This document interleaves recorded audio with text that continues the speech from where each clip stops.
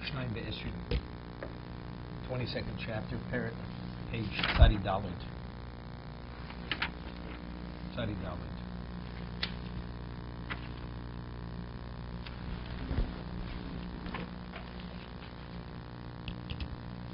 When Moshe Yeruso Yisro Chosno, Kohen Midyan. Moshe was shepherding the sheep of Yisro, his father-in-law, the Kohen Midyan, the Yanayigas Tzun Achra Midbar.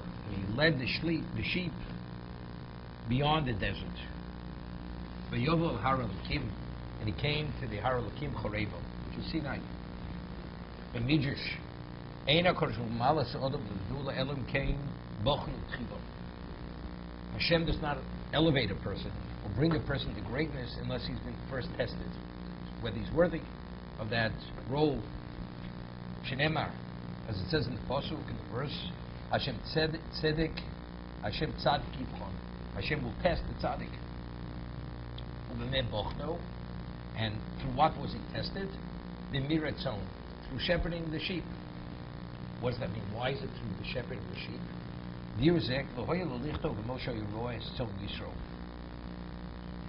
shouldn't have said Moshe was shepherding the sheep of Yisro.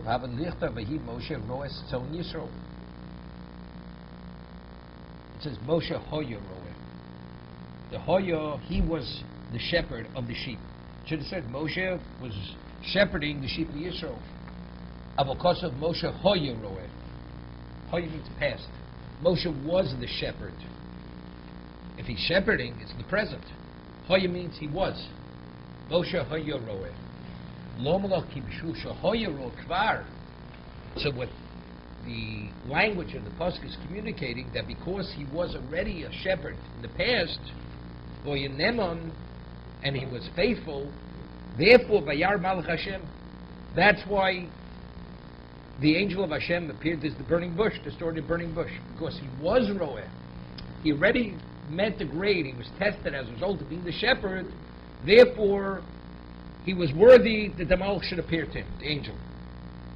Elov is Yisro Liros. As you shepherded one flock and you made the grade in regard to the sheep, now I will give you my flock, Klal Yisro, that you should be the shepherd of Klal Yisro.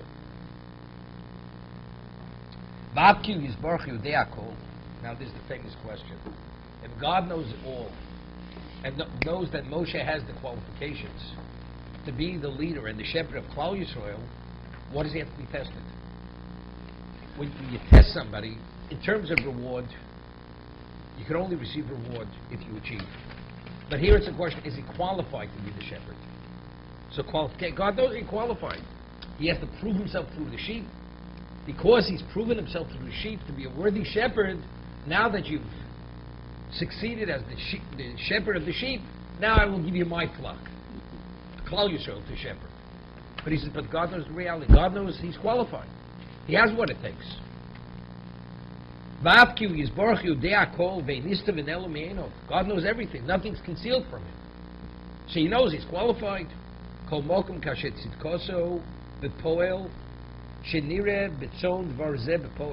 is very, very fundamental principle. But when you see it actualized, that capability actualized, put into effect,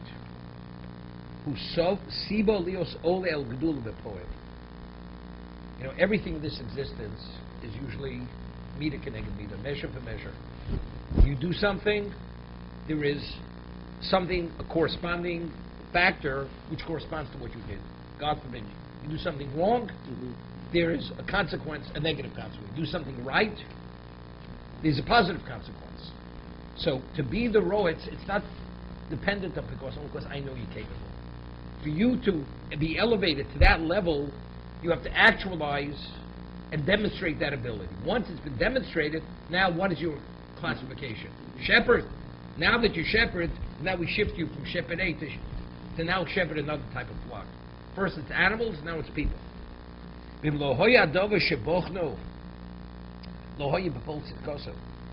righteousness, the tzidkoso, the faithfulness, the dedication has to manifest itself in action. You have to have a concrete reason why you should be elevated to that leadership position. Was asiba po elesh nimtza gdulosapol. He's saying even more than that. One activates the other. Meaning, it's really similar to a concept of what the Chaim Volozhin speaks regarding mitzvah goras mitzvah. Mitzvah goras mitzvah, when initially you take an initiative. That initiative that you've taken creates an energy.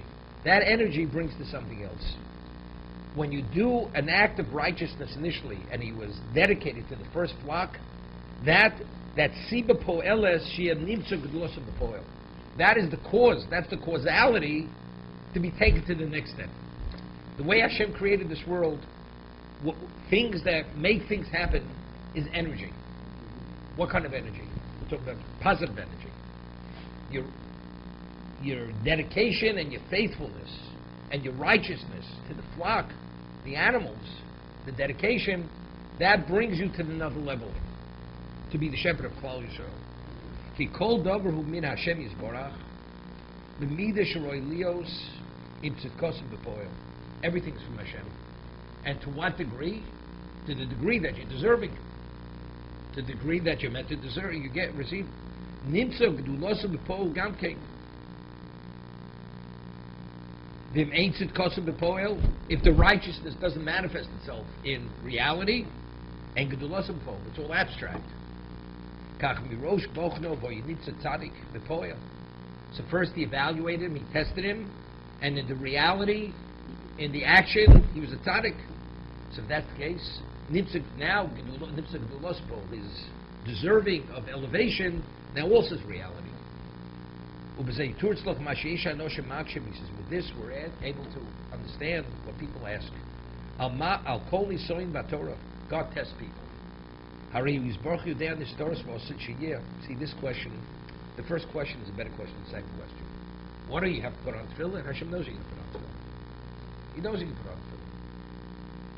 But there it's like you could say see, I understand the question was, if Hashem knows Moshe is qualified to be a leader, so why isn't he a leader? Why do he have to test him? He knows he has leadership qualities. Right? That's what I understood the question. So he's saying, but I think the question is more than that. If that's all it is, you could say you're right. If I'm able to, I meet a person, and I have the ability to make an immediate evaluation of the person's capability. Do I have to give him a test? I have a sense of the person himself. I don't have to test him. Correct? Here it's not a question. To be the shepherd of Klal Yisrael, you have to be worthy. So we're all still in worthiness. To be worthy, you have to create a reality of worthiness. So that's your acting. If you acted as a tzaddik within being the shepherding the flock, now that worthiness brings you to another level. So he says, with this, we're able to answer, what does Hashem have to put the third person through the test of life? Whether you're going to perform mitzvahs or not perform mitzvahs, Hashem knows you're going to perform the mitzvah. Right? God knows everything. So if God knows you're going to observe Shabbos and you're going to be dedicated to Him in every sense of the word, put the person straight into the Gan Eden. Go straight to the world to come, to eternity. What do you have to go through all this drudgery in this world? So he says, with that, we're able to answer. He says, Hareyu Yisbarach Yodean Nistor's B'osin Sheyeh B'vadikach. This is not a question. That's fact. Avul Dover Sheyeh B'poel Tzor Si B'Sheyeh B'poel. For something to manifest itself in reality, the way God created this world, it has to be activated, something which is reality. To have a reality of a share in the world to come, you have to create an energy.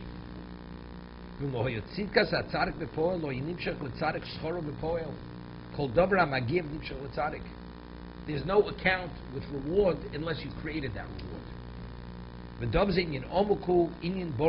It's something which is profound and deep, but it's absolutely clear. Now, if you learn, it's very interesting. Chaim Volozhin writes in his commentary on Pirkei Avos,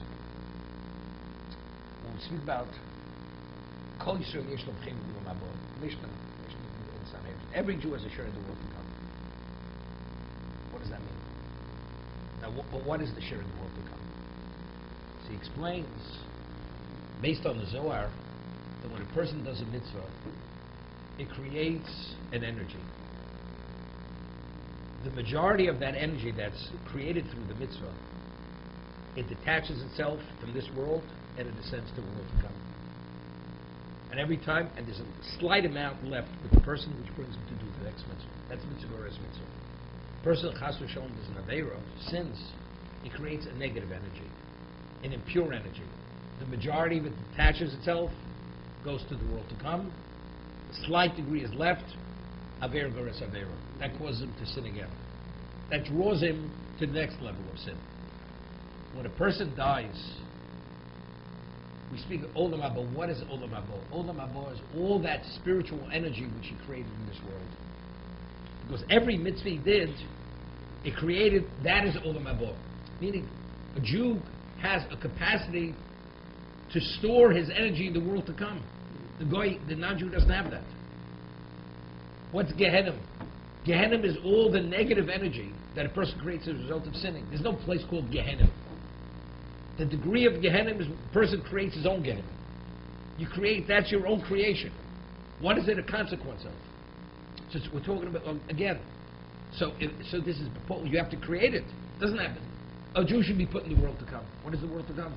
The world to come is something you created. So it's just to explain what he's saying. Hashem says, you create something, it's yours. He responds to what you create. You create worthiness, you're worthy. But he knows you have the capacity. You know, until you create it, it's not there.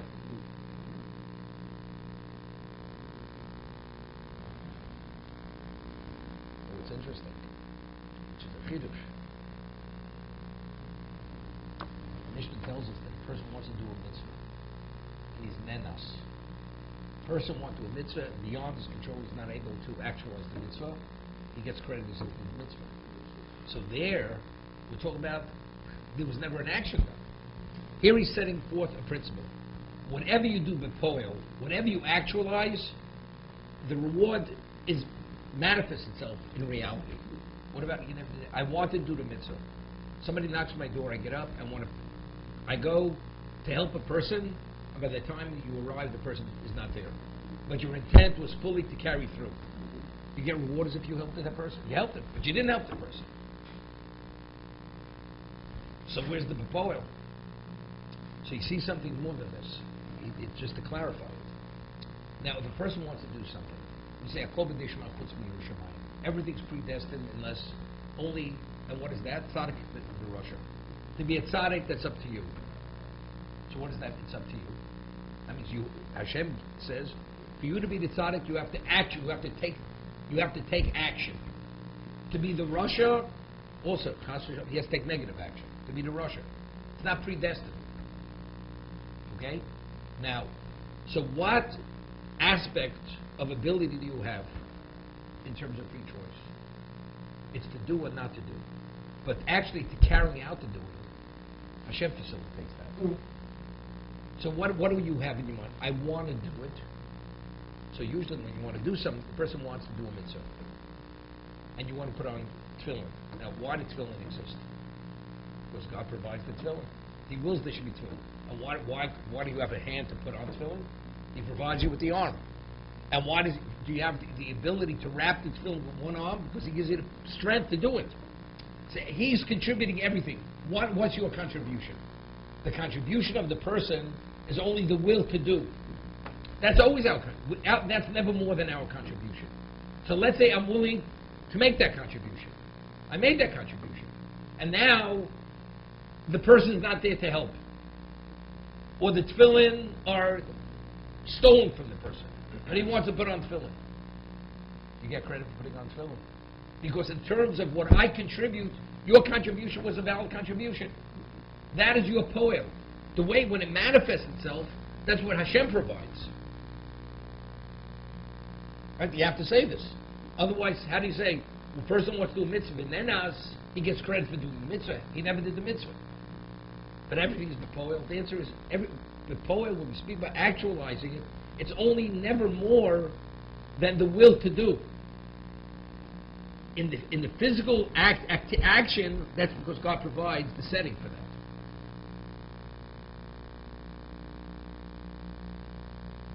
The famous Rabbi Yehuda, the Shari Tshuva, he says, bases it on Chazal,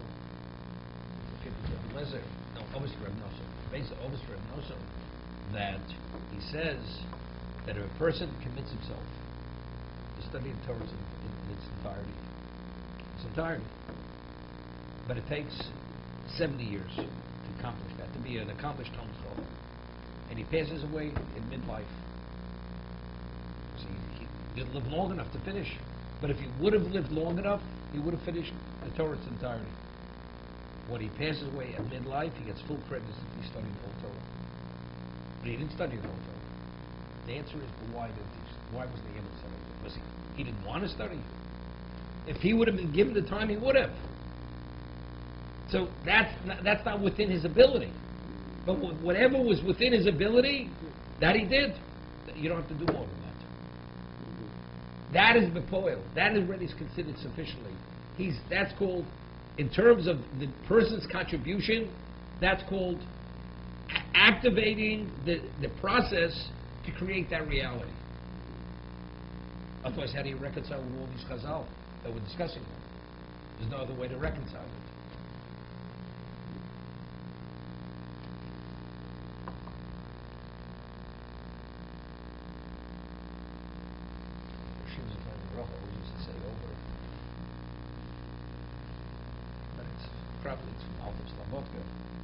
It says all the leaders of class were tested with sheep. Moshe was a shepherd. David HaMelech was a shepherd. They were all shepherds. It says if a person goes on an interview. So when you're going on an interview, because you know you're going to be evaluated by people or by a person, so you're always on your best behavior. Because you're under the scrutiny of someone else. What about if you with your flock out in the field, in the pasture? Who's watching you? Nobody's watching you. Despite the fact that you're not under anybody's scrutiny, and you treat the sheep with compassion, with kindness, and you put yourself out for the sheep, that is an indication of the person's true character. That the person's giving, selflessly giving for the flock, for the sheep. Who cares about the sheep? But despite, there's no consequence. And he doesn't have to save. It's not a question of saving face, and yet he is dedicated and selfless for the flock. That tells us who he is. That's why Hashem tests his leaders as shepherds. That's what he used to say always. Yeah, but that's addressing a different point. If you're a tzaddik regarding your flock, the sheep, Hashem says now you qualified. Moshe Yeroeh says Moshe, as he says, was it doesn't say by he Roeh. He was a shepherd.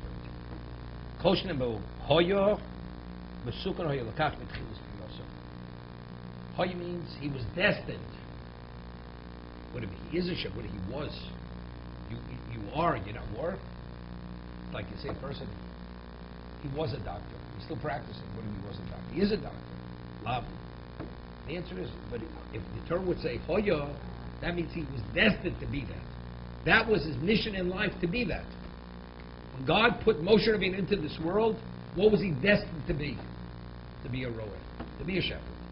So if you're destined for that, so good. So now he's the roer, he's the leader of Klal Yisrael. Mentioned once the Sifrono. Moshe's name was given to him by Das Paro. Right? Moshe. His parents gave him 7 other names. Now, what is the basis for Moshe? So the Pasuk says, Kimin Amayim Shisiyu, because he was drawn out of the water. So therefore what? So if she would have found him in the street, she would have said he was drawn out of the street, right?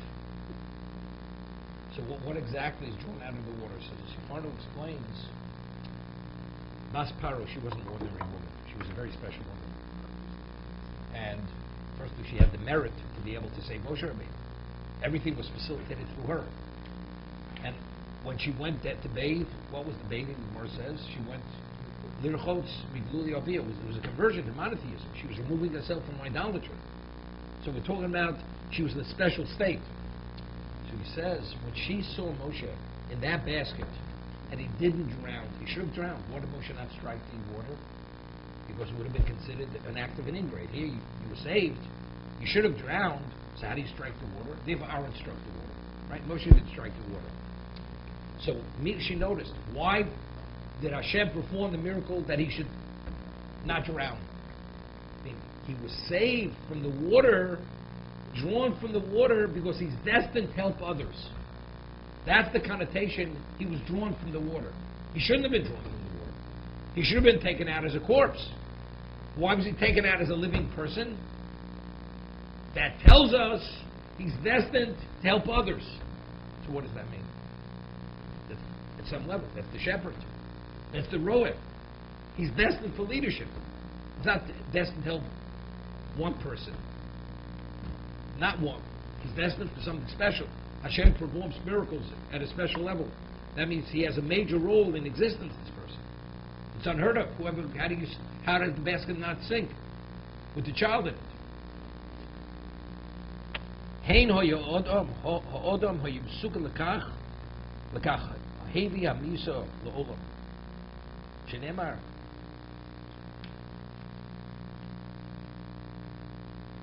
v'choshech al b'nei Sodom ze miso shemachich b'nei abrius. It says in the creation there was darkness over the deep water.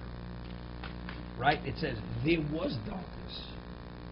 Whenever it says hoya, it means it's destined to be. Choshech is referring to death. It's destined man should die. What does that mean? So that means even before Adam ate of the tree of knowledge, and the consequence of eating was death, it was destined. Of course, it was his choice. He was given a choice to eat, or God knows he was going to eat. But initially, it was destined that he should fail. But it was destined. He never had a chance. Of course, he had free choice. If God knows the future, God knows the future. Does that in any way impinge on your free choice? Let's see, I'll give you an example. You have a person who's not honest, and you want to bait him. So you leave $1,000 in cash, and you tell the person, I'm not going to be back for 2 days. Do you think when you come back you're going to find the $2,000? Well, you took away his free choice. You don't take away his free choice, but you know he'd steal. Because you know the nature of the person. So the person chose to steal. Knowing the nature of the person, you know he's a thief. He's going to steal.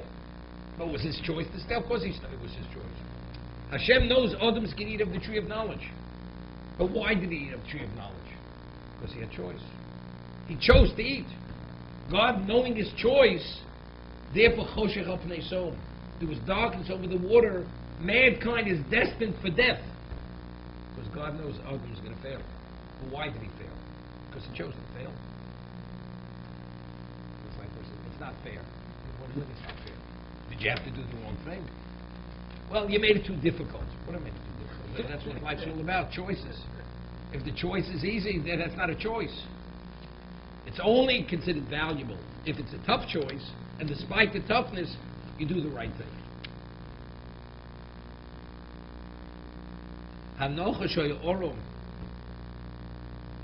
It says the snake was orum, he was cunning. And this is why he deceived Chava. He seduced her to eat of the tree of knowledge. He was destined to bring tragedy, the snake. Or page here on top. Noach siv, Noach ish tzadik tomim.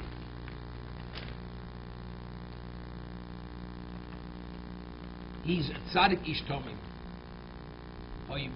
Hoyo. It says he was. He is. Right? Because he was the tzaddik, he was destined to save the world. He was destined. That means his capacity was to save the world.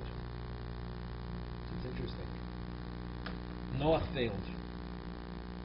Right? Noach had the ability to avert and prevent the great flood, Babel.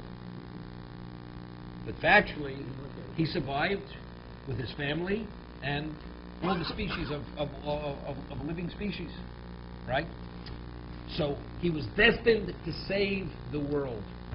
But within that, it's a very broad range. It could be the most limited level, which is what he did, what was contained within the Teva, the ark, but he could have done much more. The failing was he didn't succeed on the full capacity of what he was destined to. Let's say a person is destined to be a tzaddik. He's not a tzaddik, but he's an observant Jew. So the capacity was beyond being just observant. It could have been something exceptional, one of a kind. Your choice is actually was limited because you chose, but it's still within a realm of that. Yosef ben Shvasa Esrei Shana Hoyo. It says when he was 17, he was shepherding the flocks. Hoyro of Betzom, right? He was shepherding the flocks of his father Yosef. Besukar Hoyo Parnosa. What is the connotation of being a shepherd? Shepherd is what? Shepherd is livelihood. He was destined to provide livelihood. He was what? Yosef Mashmir in Egypt. He sustained the world with food during the years of famine. He sustained Klal Yisrael.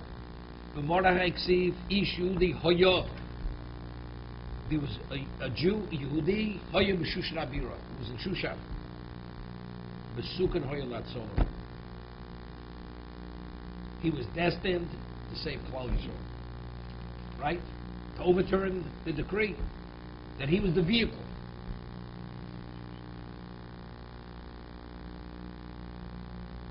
The Moshe said, Hoya.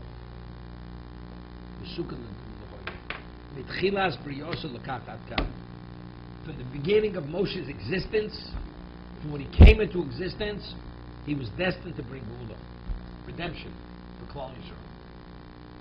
Ad Kan. It's interesting, the Rechaim HaKodesh, many number of locations, he points out that when does the neshama go into a child? Soul, time of conception. Now the question is, which soul goes into the child? Which soul? Which neshama? So he explains that it's really dependent on the father and the mother, on the level of purity, on what kind of merit they have, and many different kinds of souls can be drawn into that child. And based on who they are, that will determine the quality of the neshama. It doesn't have to be one neshama. It can be multiple neshamas. And based on their schus, their merit, and their sanctity of mind, even at the time of cohabitation, that will determine the quality of the neshama to go into that child. Okay? Now, based on the dimension of neshama, that means that will determine what the future, what the destiny of that child will be. It's a different dimension of neshama. The person has one destiny. It's a lesser destiny. So he writes over there, a person who has a great soul, great neshama. And he says, a person has a lesser dimension neshama. Does the same sin. The consequent, at the same level of intent, the same defiance.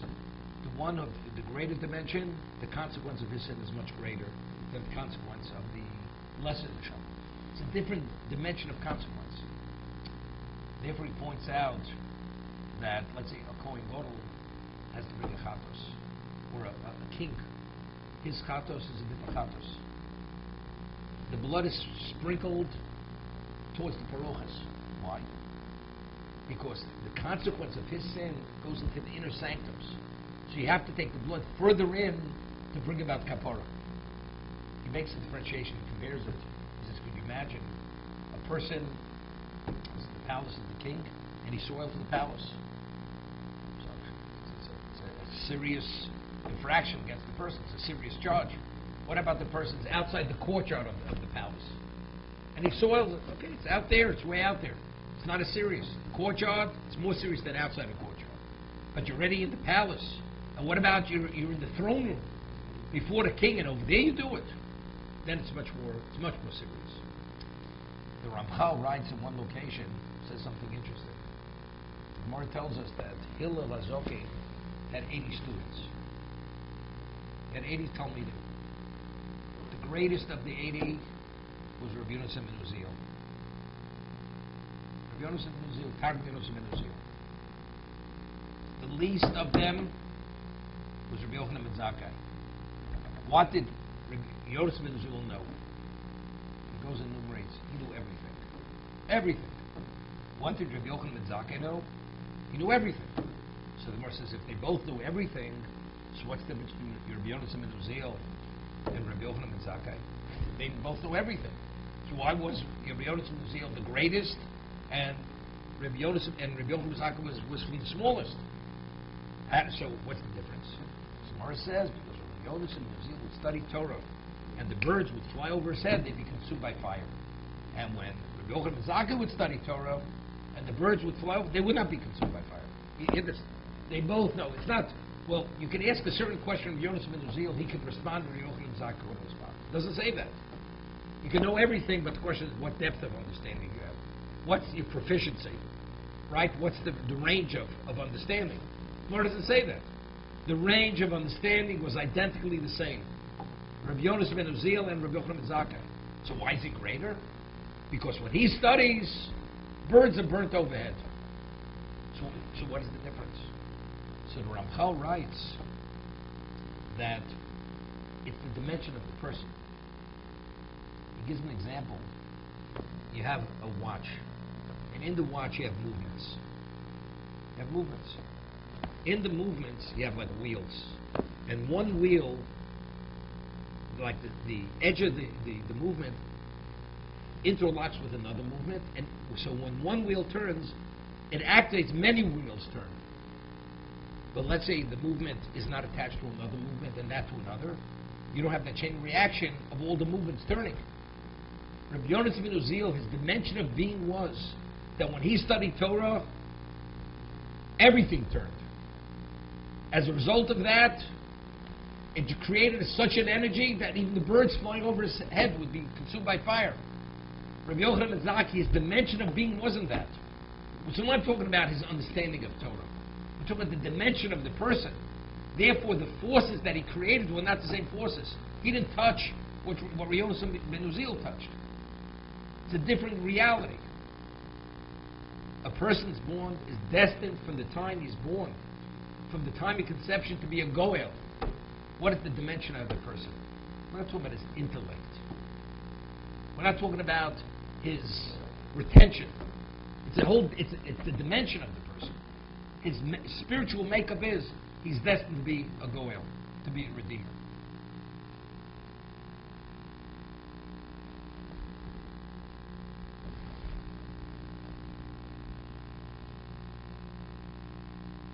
It's interesting. I once read an article. There was a person who was in the early part of 20th century. His parents and him, they came to the United States from Russia, in Minsk. His child, the parents were geniuses, but the mother and father, and they had a son. By the time he was 9 years old, this boy, he was a Jew. He had a greater mind than Einstein. He was lecturing at Harvard. All the physicists in the United States came to listen to his lectures. He wrote books. He had theories of equations, mathematical formulas that would never, ever come upon. His level of genius was one of a kind. He became a recluse. He died at the age of maybe, I don't know if he reached 4 years old. He was one of a kind of a genius. Think for what? So what was he destined? What was his spiritual makeup? Could have had a small neshama. He had genius. Genius, one of a kind of genius. It was unheard of. And they said, what a waste. What a waste. It's such a mind. And he was not a stable person. And they found him dead. Does that mean what? He had a special, he was destined for nothing. He was destined for nothing. But he had a genius. So genius is unrelated to who you are.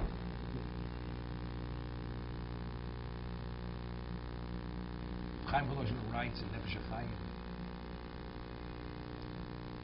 that Emor says in Yuma that who authored the Shon Esrei, the Yom Yachik Nesai the men of the High Assembly. And it says, the Emor says, V'hoyu kamen neviim beineim.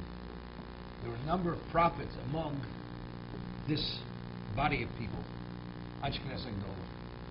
Kamen neviim. So he has a question. What do we need prophets? You need a prophet to be one of the authors. You have to be a great Torah sage.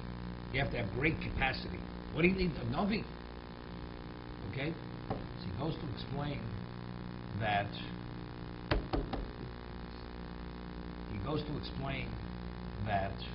when they authored that text of the Shemon Esrei, that means within that text it has to address every need that will ever be needed till the end of time for Klal Yisrael. That has to be incorporated within those words.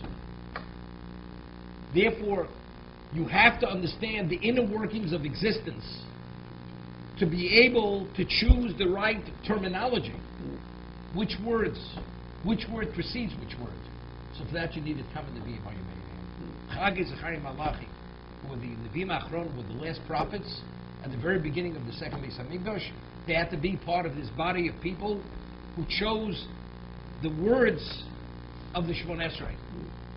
So he says, so when a person, the Rambam rules that when you say the Amidah, you have to have a sense that you're over with That if you don't have that, one does not fulfill his obligation of Amidah. Minimally, you have to have that. So he writes that if a person understands the words, he has a sense of standing before God. He has no kavanah. He doesn't have any lofty intent. He just knows what he's saying. It's as if he's speaking to HaKadosh Baruch Hu. No kavanah whatsoever. Kavanah means, well, this word means multiple things. You activate the exact same force as the person who has kavanah sarizah. The kavanah of the rizah. Why?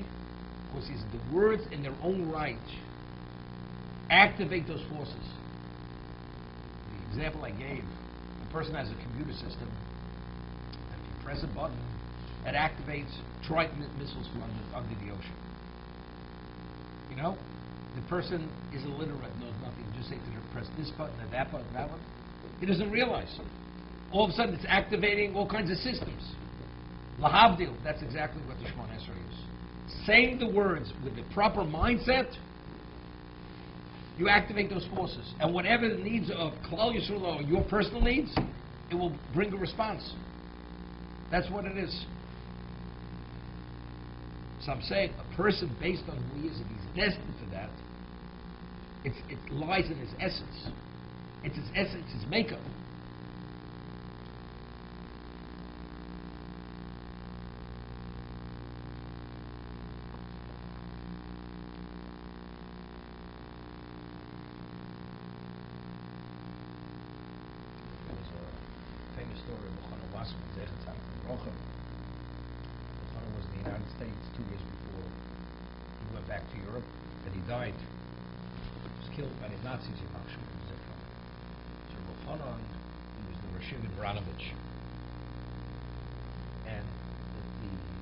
Physical condition was so bad, they didn't have wood to eat the base range. They didn't have food to feed the boys. The clothing, they were patches on patches. The shoes, very bad. So it was the United States to raise money for Branovich. And the Lefana was the primary Talmud of the Chofetz Chaim. He was the Talmud Mubach. He was his primary student of the Chofetz Chaim. He was a phenomenal personality, Talmud Chacham. He was a dog, one of the Torah leaders of that time. And he was in Borough Park, and he spoke in a shul in Borough Park. This is like 1937, 38. And he made he spoke about Yeshiva, he gave it Bar Torah, and he inspired the people. And money was money in those days. Even small amounts of money was money, because in Europe there was nothing. And it looked like the appeal was going to be a phenomenal appeal. People were going to respond. So the rabbi says to Rabbi Chanan, before the people call out the pledges, I'd like to say a few words. So he gets up, the rabbi, and he says to the congregants, what I want to explain to you. Even if you don't give a large amount of money, and you give less, the less also has value. And he wanted to show them that even the less has value. And he destroyed the appeal. He undermined the appeal. They because of course he was worried if they give away the money, what's going to be left to him in the shul. That was his concern. So afterwards, the rabbi was no fool. He understood. Rabbi Chanan understood exactly what his intent was and what he did. That he undermined, and therefore the appeal was not successful. He literally raised a pittance compared to what he could have raised. So the rabbi comes over to Rabbi Chanan after davening and says, "Rabbi, I apologize. I didn't mean anything. I didn't mean that to in any way hurt the yeshiva and to undermine what you did." So Rabbi Chanan says to him, he says, I want to explain this.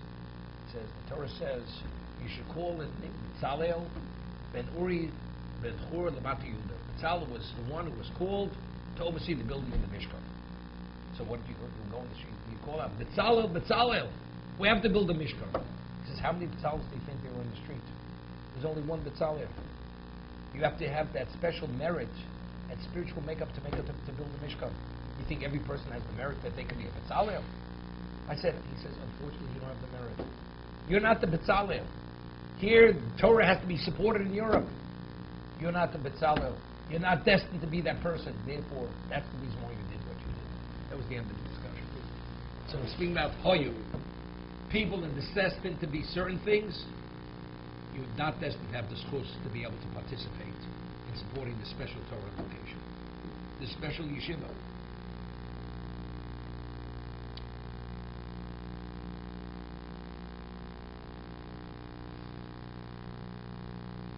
There's a story from Chana that when things really got bad in Branovich, in Lithuania, Branovich, he would travel to London. He was a balabas in London, a very special man. His name was Harry Goodman, Englishman. And he would go with Rav Chanan from door to door, raising money for Branovich, knocking on doors. And he was a respectable member of the community, of the Jewish community in London. He was in the 30s, 20s. And they would go and knock on the door, whether they knocked with their hands or used a knocker. The person would open the door. Rav Chanan was one of the leading Torah sages. He would give him whatever it is, a pence, small coins. So this Mr. Goodman, he was embarrassed. They didn't even let him in the house, and if they did, they gave him some very small. So he was embarrassed for Rebbe Chanan. That is a disgrace. A man that's such a Torah personality could disgrace him. He says it's unheard of. So they got back and he says they didn't make very much. So he says to Rebbe Chanan, he says, I'm paying. It's a disgrace in terms of the way they treat you and what they give you. So Rebbe Chanan says, I have a Kabbalah from my Rebbe the time. The tradition of the time that a person in his lifetime has to suffer a certain amount of abuse and embarrassment. So the question is, you have a choice. Do you want to suffer it on behalf of Torah, or just want to be abused and be disgraced? Because I prefer that I should be disgraced on behalf of Torah. That's what Rebbe Chanan told us, Mr. Goodman. Things are destined, predestined. You're supposed to have so much abuse and so much disgrace and embarrassment that's predestined. The question is now, where do you shift it? Do you shift it into the right column or to the left column? That's the question.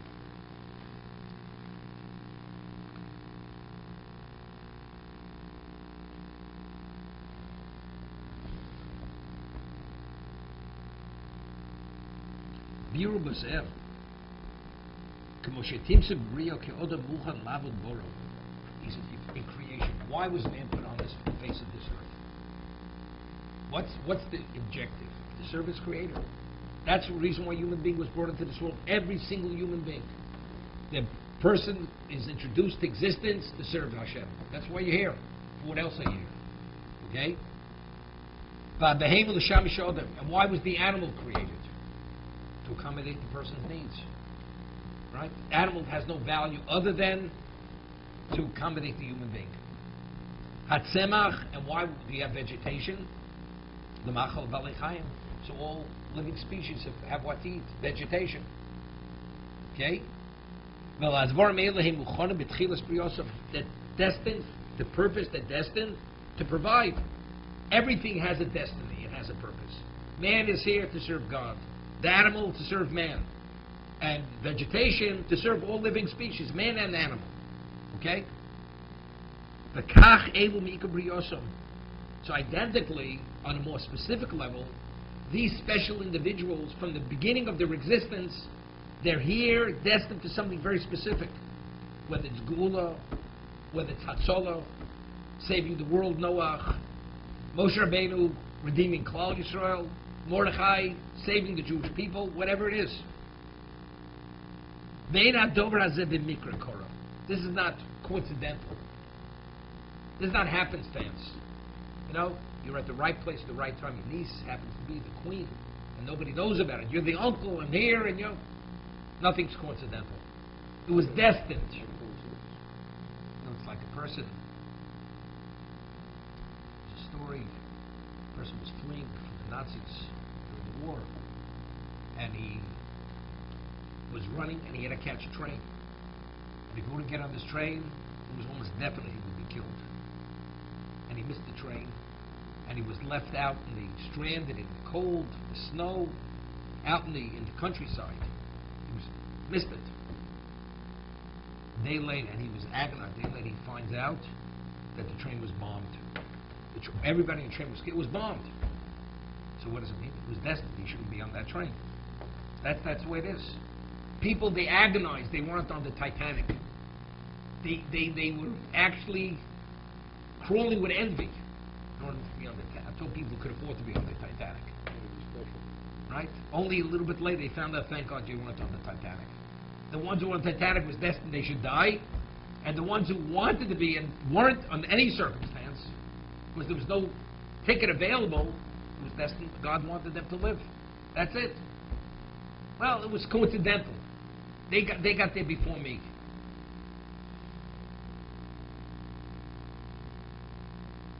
Why does a person die? Because man is destined to die. But that's what God wanted to create the world. That man should not be eternal in the physical sense. He has to die. What did the snake breed? Tragedy. The snake brought tragedy on the world.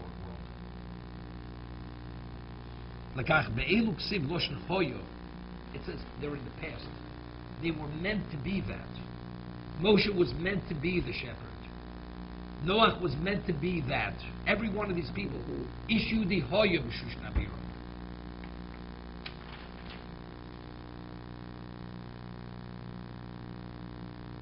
They tell a joke. It's a true story. There was a certain Jew came over after the Holocaust, moved to Cincinnati, and he started all over. His family was killed, remarried. He was starved. Man couldn't write English, couldn't speak English. So he applied to be a shamus in the shul. So in the old days, there's 45, 46. What was the shamus's job? To put the Sidurim and the Chumashim in place, Tal'esim, and before the Yom Narov, the high holidays, we'd sell tickets. So you had to write receipts. So he applies to the job, saying, by the way, you're not fill out a receipt. He says, I can't write. The job's not for you. You're not qualified for the job. You can't write the receipts. You know, for the people buy the tickets for a Shani Kippur. He didn't get the job. But he has to survive. So what he do is very innovative. He borrowed some money, he bought a piece of property, he bought another piece of property, and eventually he became a millionaire. So when he would go to the bank, he couldn't even sign his name. So when he would meet with the president of the bank, he put an X. And his X looked like his X, and that was it. So after the bank president became so successful, the bank president said, Mr. Schwartz, or whatever his name was, tell me the secret to your success. He says, the secret to my success is that I'm illiterate. Because if I would have known how to write, I'd be a shamus in the shul. That's the secret to my success. You understand? So it's not accidental that he became a wealthy man. It was never meant he should be the shamus. This hoyo. Person didn't get into a certain university. So he couldn't live in wherever it may be. Or didn't get a job, which a job he would have earned a fortune, but he'd have to live in Japan. You know? So why are you a religious Jew? Because thank God I never got that job. Because if I would have gone to Japan, I wouldn't be Jewish. I'd live like a non-Jew. I would have totally assimilated. Well, I was lucky. It's not luck. This is schus. That's predestined. Hashem didn't want you to go there. He doesn't want you to go there under no circumstance are you getting the job in Japan, or with this company, or in this community, or in this environment. It's not mikra. This is not happenstance. It was accidental. Accidentally it happened. There's no accidents.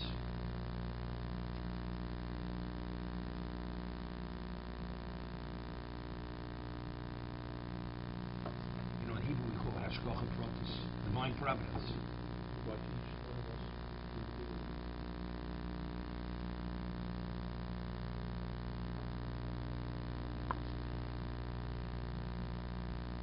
Moshe Ksifoyo Lomar Shibrioso Hoya Mucha Megula. When he came into existence, he was meant, he was destined for Gula, for redemption. Vein Masha Hoya Goel Yisrael Dover Mikra Korabluvat. Isn't that because he happened to be the a child of Amram, who was the leader of the generation? That's why he was the Goel. So Aaron was the first one. Aaron was the firstborn of Yocheved and Amram, and he was the prophet initially. So why did God pass over Aaron to take Moshe? Because Moshe was destined to be the Goel, to be the Redeemer, not Aaron.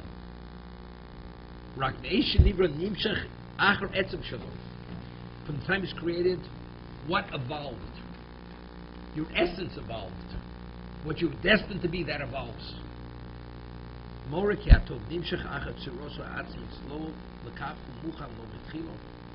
goodness is drawn after his innate essence, what he's meant to be.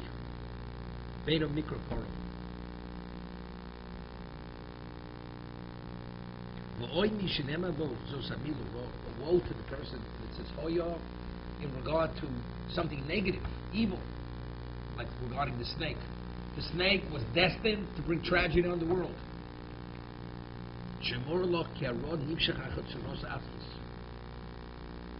If versus that means his essence is evil. And evil breeds evil. Breeds evil. Beino mikra koro.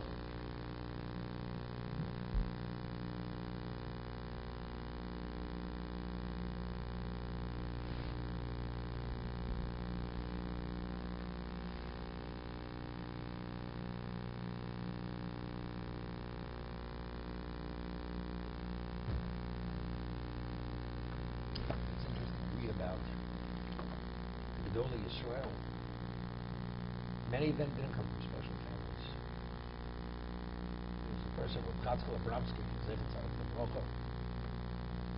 and he was a close friend of Brisker Rov. They learned together in Baloshin.